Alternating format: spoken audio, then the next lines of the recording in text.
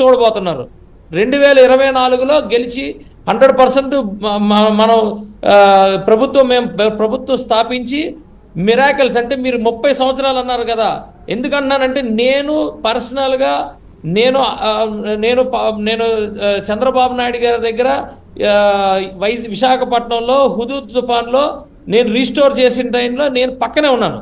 అది ఎంత ఫాస్ట్గా రీస్టోర్ చేశారో ఆంధ్రప్రదేశ్ని మేము మాటిస్తున్నాం, మేము ముగ్గురం కలిసే మాటిస్తున్నాం. ఆంధ్రప్రదేశ్ని 30 సంవత్సరాలు వెనక్కి తీసుకెళ్లే జగన్మోహన్ రెడ్డి నుంచి తీసుకొని మళ్ళా ఆంధ్రప్రదేశ్ని రీస్టోర్ చేయబోతున్నాం. హుదూద్ కన్నా ఫాస్ట్గా రీస్టోర్ చేయబోతున్నానే.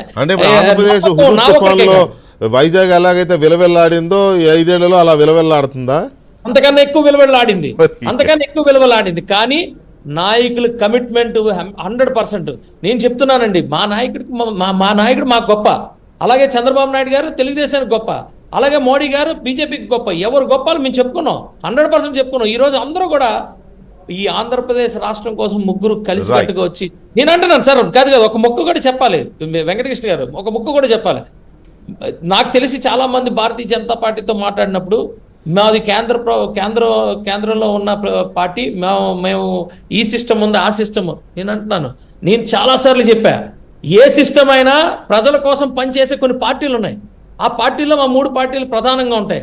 కాబట్టి ఎటువంటి కండిషన్స్ లేకుండా మనం ఆంధ్రప్రదేశ్ని మళ్ళీ రీస్టోర్ చేయాలని వాళ్ళు కూడా సహృదయంతో ముందుకు వచ్చినందుకు అందరికీ హ్యాట్సాప్ అండి, అందరికీ హ్యాట్సాప్. కాబట్టి ఈరోజు ఈ మూడు పార్టీలకి అభ్యర్థులు ఎవరైతే ఉన్నారో హాట్ కేక్, ఇది వాస్తవం, హాట్ కేక్.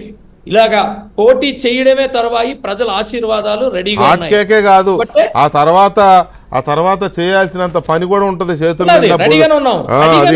ఏదో ఆశామాజిక పవర్ ఎంజాయ్ చేస్తామంటే కుదరదు సార్. నేను ఒకటే వెంకటకృష్ణ గారు, మీరు కాదండి, ఓవరాల్ గా ఇప్పుడు పోటీ చేస్తున్న ప్రతి అభ్యర్థి ఏ పార్టీ నుంచి అయినా పోటీ చేస్తున్న ప్రతి ఒక్కరు నేను ఒక స్టేట్మెంట్ ఇస్తాను.